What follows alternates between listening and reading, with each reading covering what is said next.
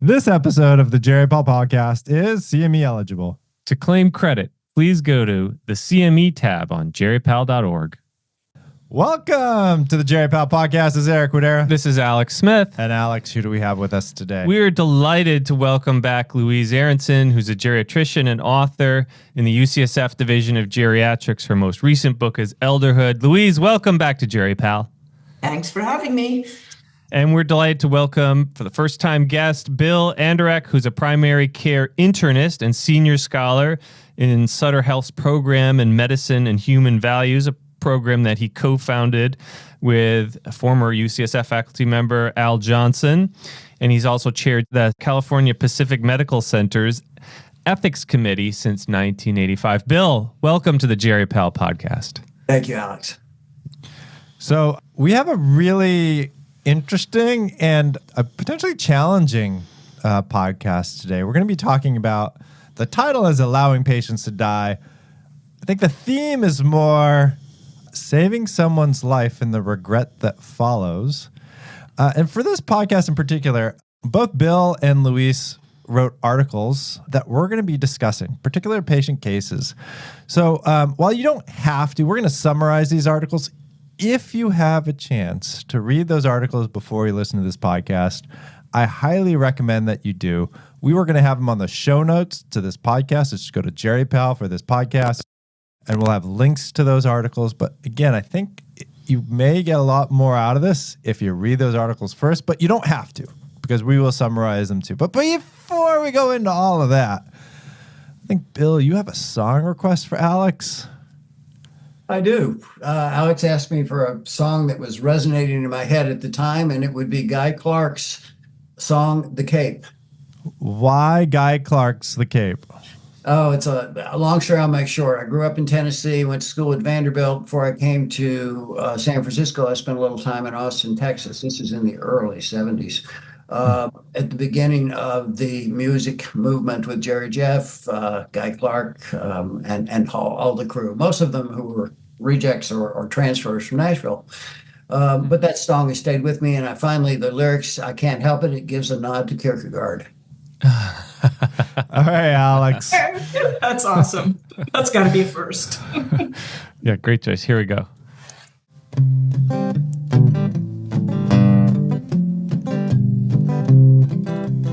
8 years old with a flour sack cape tied around his neck.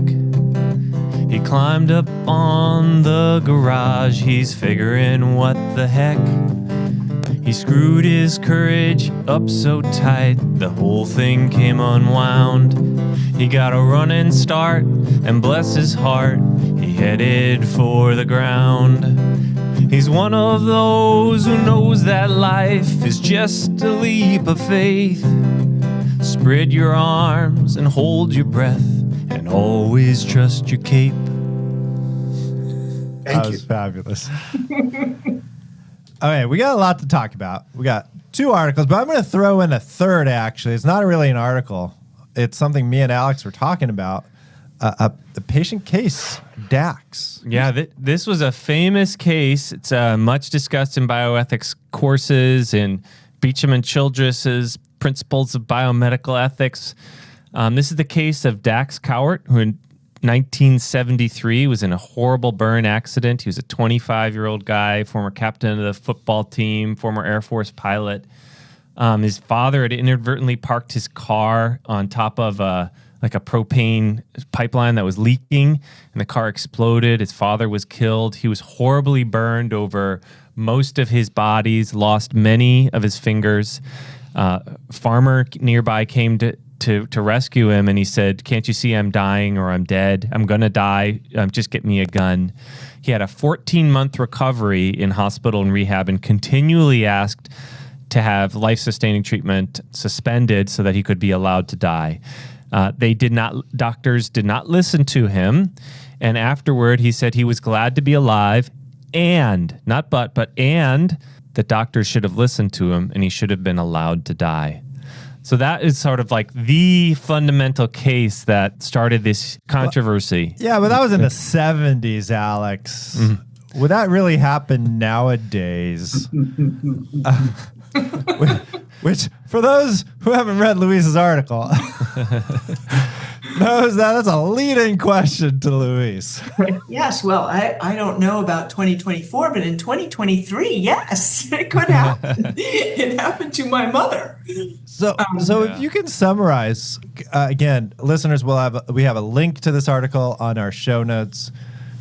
Louise, what happened to your mom? So my mother, just prior to her 90th birthday, got COVID for the first time.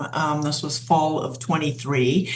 And we got her the meds that night, and she was doing great until on Sunday morning, clearing her breakfast dishes, after reading the New York Times, which tells you about her functional status for the geriatricians listening. She went down, basically syncope. Hit her head, was on a blood thinner because of some long ago AFib. That is another podcast. So she bled a lot and finally called for help and was transferred to the hospital where she started crashing in the trauma room. Initially did well. It was clear. It seemed likely it was just the blood loss and volume. And so I kind of thought about it. She had forever said, "Let me go. I'm not brave." She was very clear, like, I don't want to suffer. I don't need to do suffering. And now I'm almost 90, so definitely I don't need to do suffering. Anyway, I did, because her functional status had been so good and it was this episode, I initially said, okay, let's do fluids and one presser. If one presser doesn't... Was she not able to participate, or did she have cognitive issues, or? She was sort of rigering, and she agreed. She actually kept calling out, like, "I'm fine with dying. I don't mind dying. I don't do suffering." And literally everybody was laughing because she was so clear on that. And she was also, and Louise knows just what I want, because literally starting in my internship, which was 1992, I've been hearing all the ways she does not want to die. So we did this one presser and she did well, went up to CCU because she'd been given the pressure. I don't want to go into the whole thing, but anyway, she also had a procedure, which everybody decided was fine. And then basically we'll leave it at that. She's doing great. And she chokes on a pill, goes into rapid AFib. And they call me in the middle of the night about giving her a transfusion, which is not consistent with her goals. So I'm like, no. And they're explaining that she's going down to radiology. And I'm saying, no, like, no, well, you don't need to find out where the bleeding is, because we wouldn't do anything about it. And they won't listen. I go in, they wouldn't let me in. When they finally let me in, I got my 10,000 steps pacing outside the unit. They would not let me in. She had everything she never wanted. And there followed months of agony and recovery that she also didn't want. And she's doing great now. And she wishes they had let her die. So it's really just like Dax in many ways. And there's more to the story, but you can see both sides. She was highly functional, but then she's very old. It's interesting because if you look at it from hospital metrics, it's it's a success. She didn't die in the hospital. They saved her life. And yet it sounds like, does she have regret that she's still alive, or regret that they did what they did and that she didn't die, but she's okay with still living? Yeah, so she's okay with still living. She's not really the sort who gets depressed or anything. And, life is getting smaller in the ways lives do. But she's a pretty happy person, but she also thinks that would have been the perfect death. She would have had 90 really good years, and she would have just, gone into a coma with no blood pressure and died. With like a day and a half of illness. I mean, that's a pretty good outcome at 90, sort of optimal. But she wasn't allowed to do that. And in fact, I was having this conversation in the hallway with the cardiology fellow and attending, both of whom came in the middle of the night. I mean, we're talking to 1 to 5 a.m. there. And they were like, "But we can fix this." And I was like, "But that's not the point." And so one of my other points here is that we had a really detailed code discussion in the trauma room. People were laughing and participating. None of that appeared in the chart. What did appear in the chart?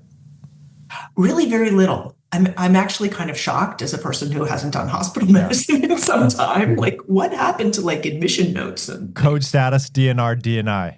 Yes. Yeah, I mean, absolutely, there was no way we were going to do that, but we had agreed to. No, but that's probably the What appeared in the chart. What appeared in the chart. Yeah, that was it. But Can I just go the nuance? Can I just go back to something you said earlier? Because I just want to, if I heard correctly, you were saying since 1991, you've been hearing it that your mom said I heard you say she didn't want to die. Oh, sorry, I might have misspoken. She was been telling me all the ways she doesn't want to die. So she'll hear the story of something, she'll be like, that's awful, I don't want that, or she just, everything scares her. So she's like, no, I don't want that. I don't want that. I just want to be comfortable and die. So she's saying, I don't want this aggressive intervention. Yeah. I don't want to die in that way. Right. In that way. And the number of ways now is a scroll that could extend across the city. I see. Like this would have been her perfect ending as expressed very, very, very frequently since 1992. Yeah. Well, let me ask you this as a geriatrician, Louise. Is there something too, like when you're younger, you think about all your hopes, like your hopes for the life that you want, your hopes for the life of your kids that you want. You occasionally think about your death and maybe your hopes for having a peaceful, quick death or not. But is there something that happens as you get older where you still have these hopes for your life and your kid's life, but it becomes much more in your face, kind of those hopes for how you want to die? Mm-hmm. And is that something that happened with your mom? Yeah, I mean, actually, we discussed it a little less often in the last year, but I would say in the 5 to 10 years before that, we discussed her death in most conversations. Like, this is really not an experience this woman wanted to have. It's sort of a joke on the phone, like, could we have a whole conversation without this? And it has waned now that she's lived through this, but or maybe as her cognition, et cetera, changes. But she was as clear as a human being can be, and we made that very clear in the trauma room. And I made it very clear to the people in charge when I was not allowed into the unit. One theme that came out of that, just looking at the responses to your article, was there's more to goals of care discussions than code status. There's more to it that you should be documenting than DNR, DNI, which seems like probably most of our listeners would agree with that. We need more. Was that your main theme that you want to get across to the audience when you're writing this? Yeah, I mean, DNR, DNI, like in the setting of a 90-year-old who's had a big bleed and has some Parkinson's and mild cognitive impairment and walks with a rollator, like if her heart stops, what are the odds? That does not seem like the relevant conversation to me. It's all this other stuff that matters. And I think since residency, had a menu for people. Like there's this, and you just kind of work until you find the sweet spot for them. And some people can't have that conversation, but I find a lot of people can, especially if you do it over time. I want to bring out another theme, one prominent theme that is shared by both the story of your mother and the story of Dax, and that is this duty to rescue. And I wonder if you could put yourselves in the shoes of the cardiology team, the ICU team, and thinking, in their best sense, like what was it that drove them in this instance, giving them all the benefit of the doubt? What motivated them? Any thoughts about that? Definitely some thoughts. And I think slightly different for different people. The covering resident overnight saw this woman in the CCU. So she assumed, do everything, right? Reasonably. Another reason why maybe documenting in the chart and not having, like our advanced directives are usually hidden away. I think if you're 90, that needs to be like top of everything, but another bias of mine. I think for the cardiologist, part of the problem was that she had choked on a pill. So in some ways it was an iatrogenic event. There was also a second event in that the pressures chosen weren't the ideal ones. They further increased her heart rate, lowered her, filling, lowered her output, et cetera. So yes, they could fix it. And I think you feel more compelled to fix something if it kind of happened on your watch, if it wasn't really necessary. I mean, obviously nobody fed her the pill with the intention of choking her. But it wasn't like suddenly she had another event out of the blue because she had a bad heart. So I think that was a factor also, that they thought, like, this is avoidable, fixable. This shouldn't have happened. We can make this better. If she was looking good earlier this evening, she can look good again tomorrow. This is really complicated. There have been nursing homes, right, that have been sued for, patient chokes on some food, is DNR, DNI, and nobody goes to help the patient, perform a simple Heimlich because they're DNR, DNI. And yet that's not the scenario they were envisioning when they created that, when they signed that directive. Right. So, what advice would you give to our listeners or to learners as they're thinking about the complexities of this topic? Well, I think even in that example of choking in a nursing home, you don't actually require, cardioversion or a breathing tube. You require a Heimlich. So it kind of brings us back to Fair point. DNR, DNI are very particular situations. And you're allowed to use your brain. It doesn't mean no care. I mean, imagine choking to death. Does that sound fun? I don't think there's any age at which that would be a good way to go. So I just think we have this focus on DNR, DNI, and part of that's policies, right? You walk into the emergency department, which I have done with many older relatives at this point, and it's one of the things you need to tell them, absent the important conversation. And then, as I said before, in the EMR, it does not appear where it should, particularly for people with certain health status or maybe over a certain age where you would draw the line. That's a whole other conversation. Bill, I wonder from your perspective after hearing Louise's story, what's popping into your mind? A lot. First of all, I just have to go back to Dax because Dax in 1973 is when I first came out here as a senior medical student and met Al Johnson. And as you can imagine, it was the story of the times in that brief group of people that call themselves ethicists. And I followed that story ever since. The biggest point I would bring out between that story and many others, and something that I think is a huge bias in all of our minds. And I, first of all, let me just say, I don't consider bias a negative term. I consider it a neutral term. You can have positive bias, you can have negative bias. Aristotle considered virtue a bias to the good. So, but, among those biases, when I asked our residents, when I tried to get to some of their understandings of how you make difficult decisions to discontinue treatment, almost every one of the most common thing that came up was age of the patient. Now, these are 25-year-olds, but age of the patient was the first thing that pops to their mind when they're starting to decide what they're going to do. Now, there's reasons for that. There's prognostic indications and everything else, and all some the concepts of potential versus lived life, and lots of reasons for that. But in the heat of the moment, it's that number that seems to cause them to be either a lifeguard or a step back and let nature take its place. Louise said a number of things I totally agree with. First of all, the concept of code status. I mean, it's becoming a joke. It's like comfort care. It's a euphemism. And to some extent, all we want to do is get that box checked and moved on. Fortunately, at Sutter Health, we do produce that box quite visibly to everyone. So at least I would hope that her mother was not in a Sutter Health hospital. But we do a horribly mangled job of it, horribly mangled.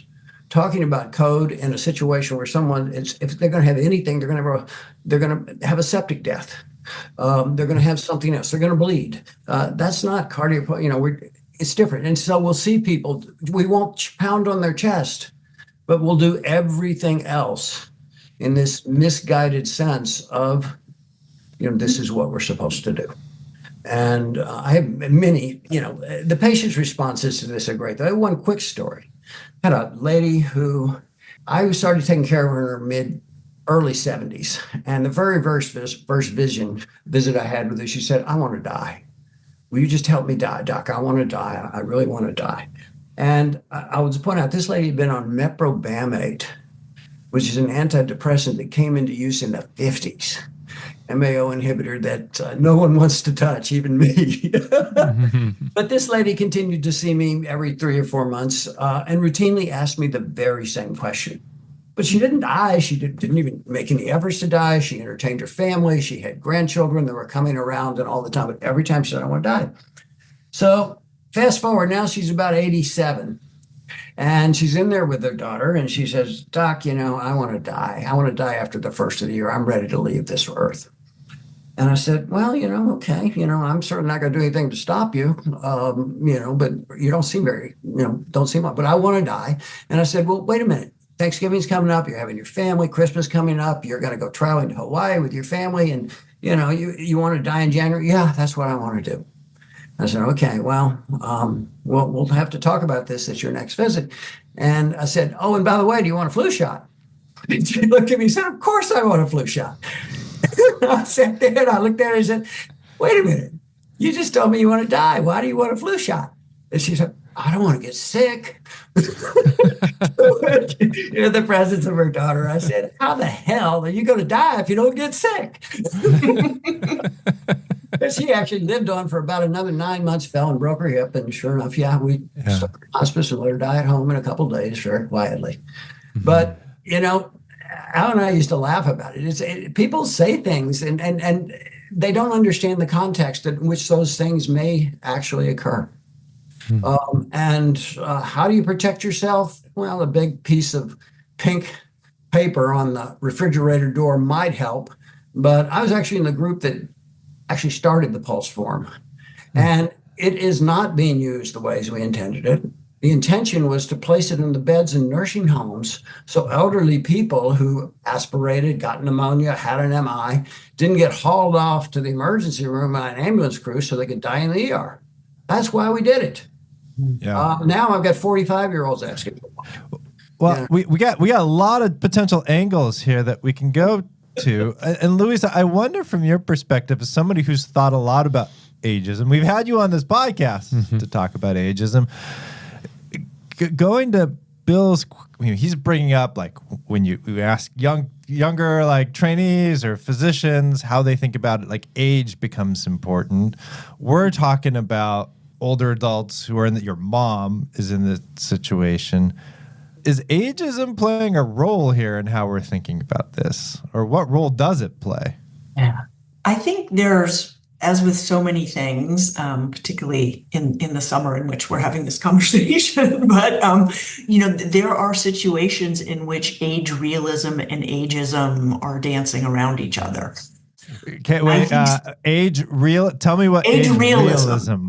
So I think realism is if you are, frail, bedbound, all your friends and the people you care about are dead, you're incontinent, you're having trouble seeing, hearing, using your fingers, your quality of life is not very good anymore, then thinking that person has both less quality of life and less life, to save them for versus a 25-year-old is simply fact, right? Now, they may feel that's adequate quality of life for them, and that's their call in our country. In many countries, it's not. But I think we can say there's less to save there in terms of time. I don't think you can bring function in because then you get into all sorts of other prejudices, including ableism. So I think some of it is age realism. What you're saving is less if you are very old and frail already. But I think there can be ageism in the sense of, when I think back to myself as a resident, I don't know how much I could tell the difference between a kind of frail 67-year-old and an 87-year-old, right? And there's actually kind of a big difference. Now, functional status matters. Maybe the 67-year-old had a big burden of disease. But, when you're pretty young, when you're in your 20s, it all kind of blurs out there. And so I think there's an ageism. And we've certainly seen that in the political arena where if people are showing signs that, maybe they don't have the stamina going forward for an extended period of time, we assume that everybody at that age lacks that stamina. And we use age as a proxy. Whereas we know as people grow older, there's huge variability. So I think you can have both simultaneously, and that we see that a lot. One thing I would bring up on the age thing, and this I can say because I've watched it myself. I just turned 75 years old, so I won't call it old, but I'm certainly a senior at this point. there's a lot of talk in the ethics literature, there has been, about the future self, especially in the demented patient who, goes off, says they don't want to eat, but then eats, et cetera, the future self. I don't think we pay enough attention to the past self, because I am not the same person I was when I was 30 years old. I don't like the same music. I don't enjoy the same things. I reflect on them very positively, but it's been a while since I've been to a Grateful Dead concert. Not to say that I won't go to the Sphere again. But, I'm a different person. Really am. And my ways of thinking and everything else have changed. And I can't really put it into much more specifics than that, other than that's what it is. I'm just a different person. And how that changes over time, that's fascinating. That's a good segue. I actually do think it's a good segue. I just want to highlight one thing, because there is this bias in human nature, is that we can acknowledge how much we've changed from our past selves, but we there is some literature behind this. But when thinking about the future, we think we'll stay the same. Yeah. So it's this weird dichotomy of, the future self. I'm going to be my future self. But man, I'm totally different than I was in my 20s. Speaking as a young man, there's a tipping point when, after a while, you begin to see the future. This is what Louise is talking about. Well, I do think this is a nice... Where are my fingers? Where are my vision? Where's my ears? I do think this is a nice intro to your article, because it does bring up the question of adaptability when we think about things that we don't want, disability, placement in a nursing home. We're thinking about our future self, not our current self. Mm-hmm. And how do we weigh all that together? So, Bill, do you want to describe what you wrote in your article? Okay. My article, entitled Sam, reflects back on an experience I had in, I believe it was probably 1983. It was a patient that I had taken care of, actually as a resident, who'd followed me into my growing private practice. And I was giving the first dinner party I had given in with my new wife in our new apartment. And we had 6 or 7 guests there. And the phone rang. And I went to the phone, and sure enough, it was Sam. He said, "Bill, I'm calling to say goodbye." I said, "Oh, where are you going?" He said, "To heaven, I hope." But basically, he told me that he had he was killing himself. He had injected himself with a bottle of insulin, and that he was just calling me to say goodbye. He called 3 other his best friends, told them what he'd done, told them goodbye, and I was the 4th one on the list. He made it very clear that he called me by looking my number up in the phone book, things we had back then. No answering service, no record of the call. And he said, "Bill, I just want to say goodbye. I want to thank you for everything you've done. And it's my time. And there's nothing you can do because you don't know where I live. And, that's just it." And he said goodbye. I said goodbye and hung up and sat down, went back to the dinner table, sat down, poured myself a big glass of wine, and proceeded to discuss with my dinner guests. This is pretty hip, I have to admit, the dilemma in which I was facing. And I told them basically Sam was an interesting man. He had a previous life in Cleveland where he'd been incarcerated for over 10 years for killing a man with a crowbar. After he got out, he came to San Francisco to kind of start a new life, which began and ended in the Tenderloin. He did have a habit of drinking a bit and drank quite a bit. He was a terrible diabetic. And what was happening was he was, due to his neuropathy, was about to lose his legs. His hands were gone, and he had a deadly fear of being institutionalized based on his previous prison experience. And so that was his big fear. And I sat down and talked to my dinner guests. They all just went batshit over it, saying, "My God, you got to call. You got to help him. This is a cry for help. This is a cry. People who are committing suicide don't call and tell everybody what they're doing, but you got to do what you can." And what made it even more difficult is I'd filled out some paper for him for Medi-Cal forms a couple days earlier. I actually knew where he lived. His address, for some reason, anything I write down stays in my brain for at least 3 days. And I had his address. And so I thought about it a while, called, And sure enough, they brought him up to the emergency room. I headed on up there where he was screaming over the fact that he screwed up because he used NPH insulin instead of regular. If he'd used regular insulin, he would have certainly killed himself. But just miscalculated the dose, I guess. Anyway, we resuscitated him as best we could, stayed in the ICU, and then ended up in a nursing home. Oh, one thing I did say during the phone call as we were about to hang up is I said, Sam, I wish you'd sent me a letter. So a month after he was discharged, I went to see him in his nursing home where we had a wonderful time, talked, laughed, talked about all the things that, his life in the Tenderloin and everything else. And as I was going to leave, he said, Bill, I know you did what you had to do, but I wish I'd sent you a letter. Mm-hmm. And he died a few months, probably a couple of weeks to a month or two after that. And that was the end of Sam. And I reflected on that in my epilogue because, the question is, did I do the right thing? Mm-hmm. And some of it, I think, is, like I said, I'm a different person now than I was in 1983 or so. But I think it's a different issue than that. I really think that the issue was, as I reflected, my earlier mentor before Al was Edmund Pellegrino. Pellegrino and Tomasimo were two of my favorite people. And as some of you may know, Pellegrino is probably the master of virtue ethics and responsibilities and obligations of a physician.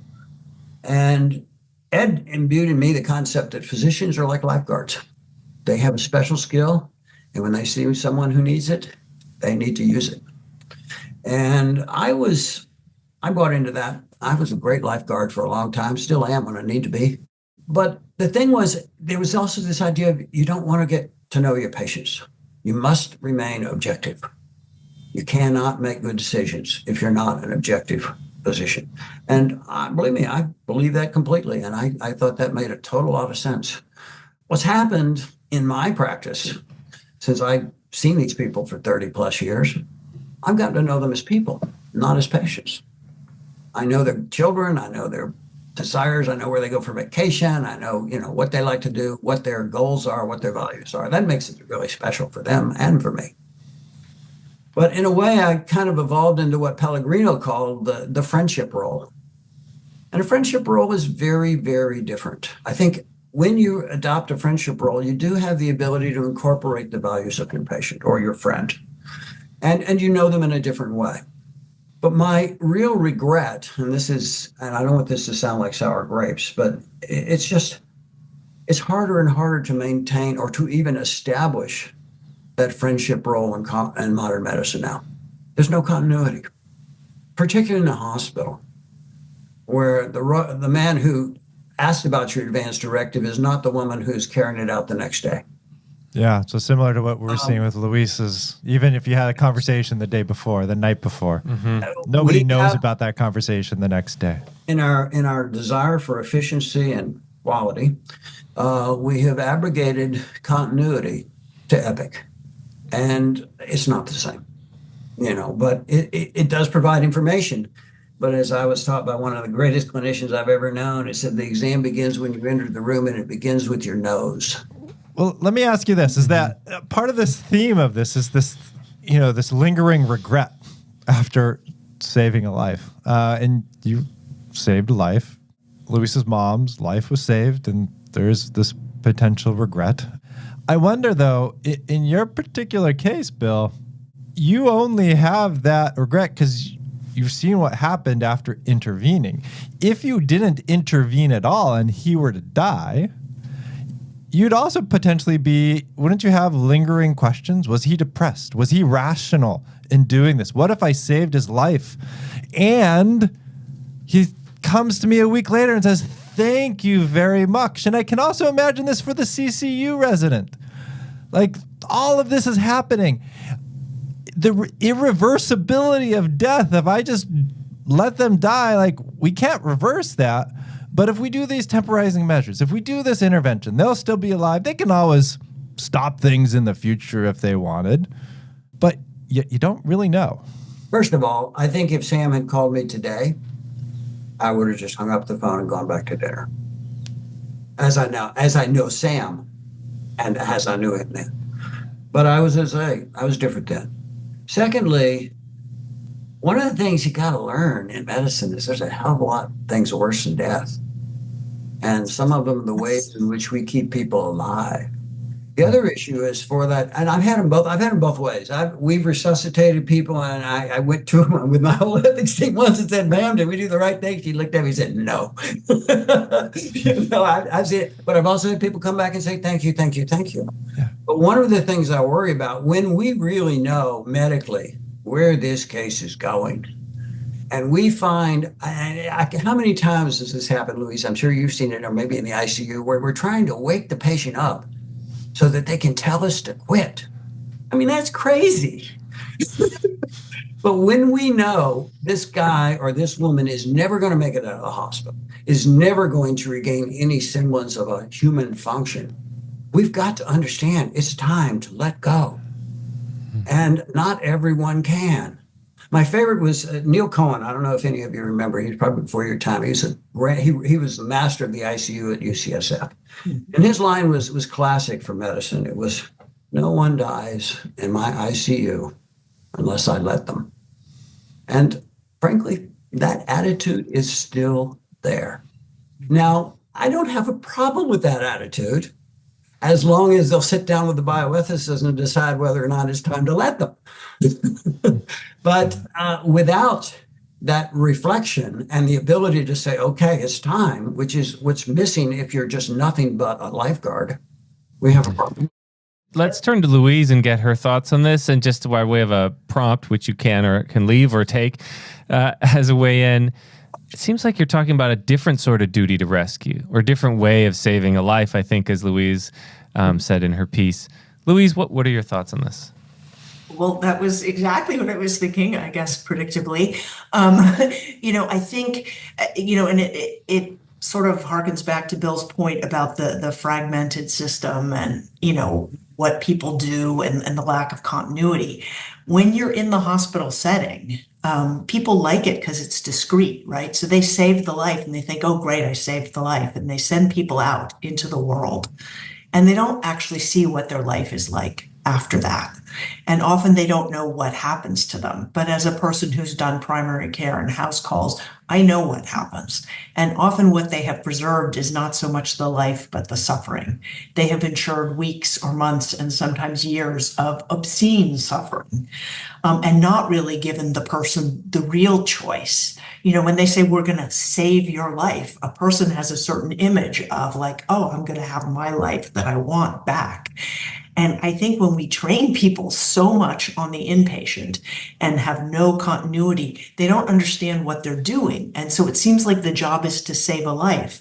Well, maybe saving a life is giving the person the best possible life and respecting their wishes. And if it's all suffering, maybe their option, some people will choose to suffer, but a lot of people will choose to die.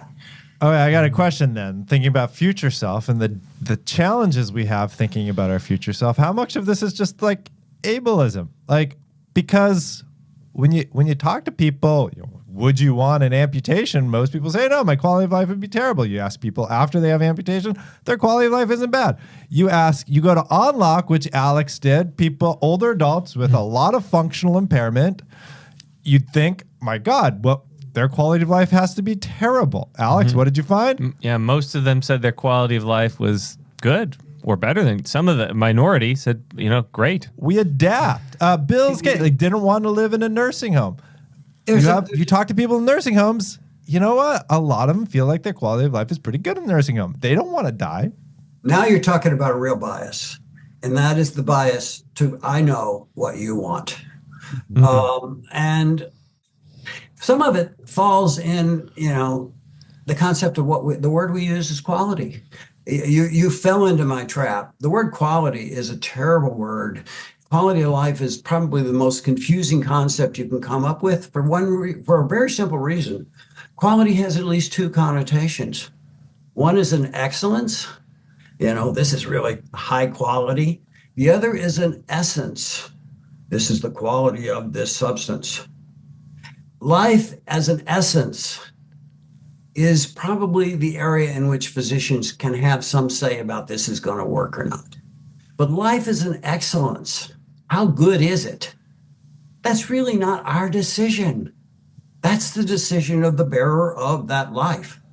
But what I'm asking is quality of life. What are you talking about? So again, I think the question is current self versus future self, and the bias that you have thinking about, states of disability and the poor quality of life that you potentially would have, but then your future self is kind of okay with that.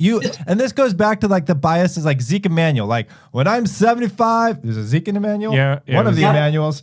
Zeke. I'm 75. I'm going to stop everything. All my meds, no interventions. Like, I bet when he's 75, I don't know how old is he right now. He's still going to. We have to do a podcast with him when he turns 75. Louise, what do you think about that?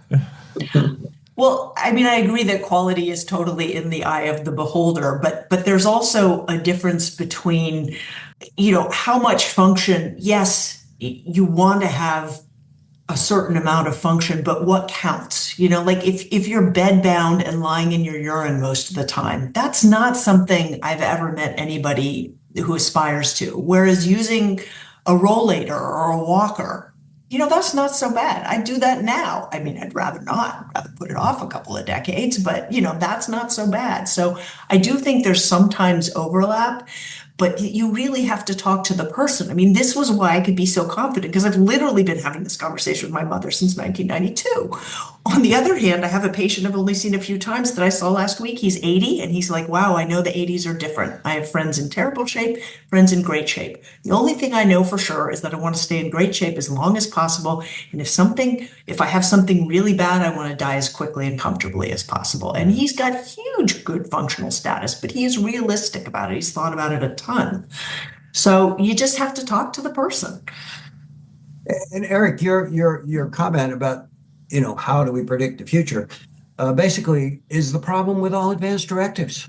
Yeah. Advanced directives are a very naive idea with a lot of unintended consequences.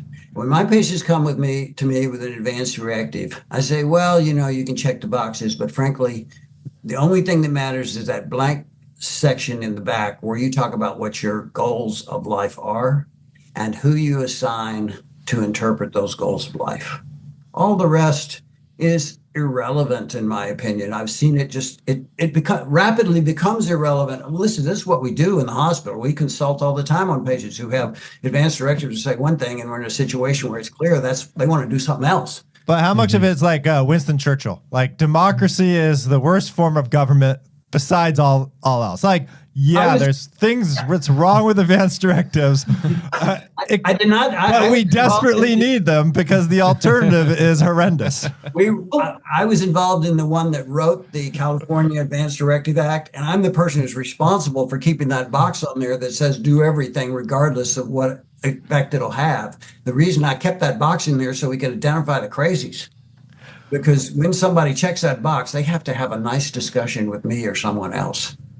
Well, I want to. It's not perfect. It's not perfect, and I agree. But you have to look at how it will occur. And I do think the best way is to have someone who knows you, who's listened to your life story, and can represent you as best they can. And still, they're wrong. And Alex, before I go to my magic wand question, do you have any questions? Oh, okay. Well, I was just going to suggest that the magic wand question be something about how you would change medical training in order to address these issues. What do you think about that? Yeah. What do our guests think? Like thinking about both of your articles, what do you hope would change when we're thinking about medical training? Louise, I'm going to start off with you. I guess I would go back to my list of, find out where the person is on the menu of options and recognize that will change with age and with experiences. So you can't have a 30 item list, but you could have a list from I never want to go to the hospital, even if I die at home, to I want to be resuscitated and or intubated.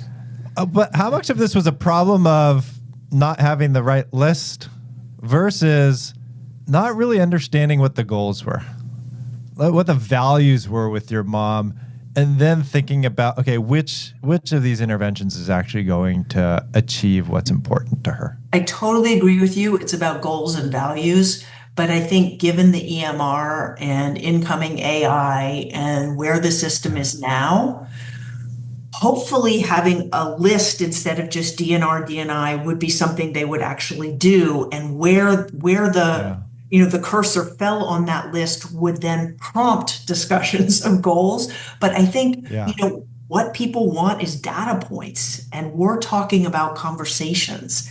Until conversations are respected, documented, paid for, right? Everybody's going to get intubated because the hospital actually makes a whole lot more money if you keep that person alive and intubate them. It's really good for the I hospital. truly feel like that case would be, your mom's case would be different if there was just a couple sentences describing what that discussion was like in the ED.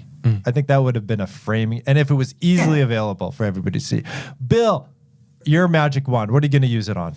Well, Louise touched on one, which I've been a big fan of, and I think anyone doing ICU training should spend some time in a long-term care facility to begin to see the benefits of their work. I do think, one of the things we have to realize is, she said, yes, we do have wonderful successes, and they come back to the birthday parties and everything else. But we don't see the ones who either don't make it or, even worse, live for a protracted period of time in a very bad situation.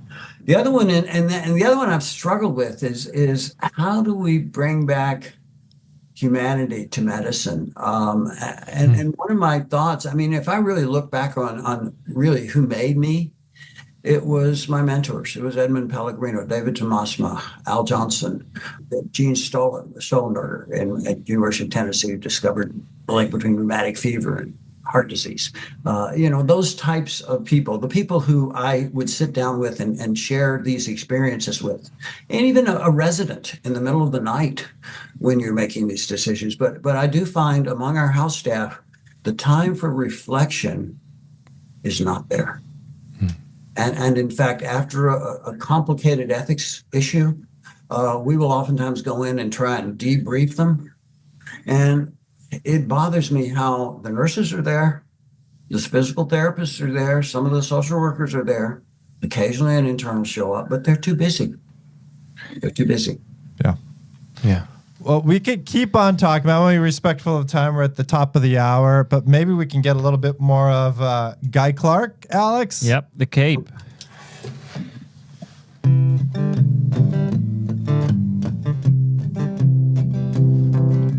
He's all grown up with a flour sack cape tied around his dreams.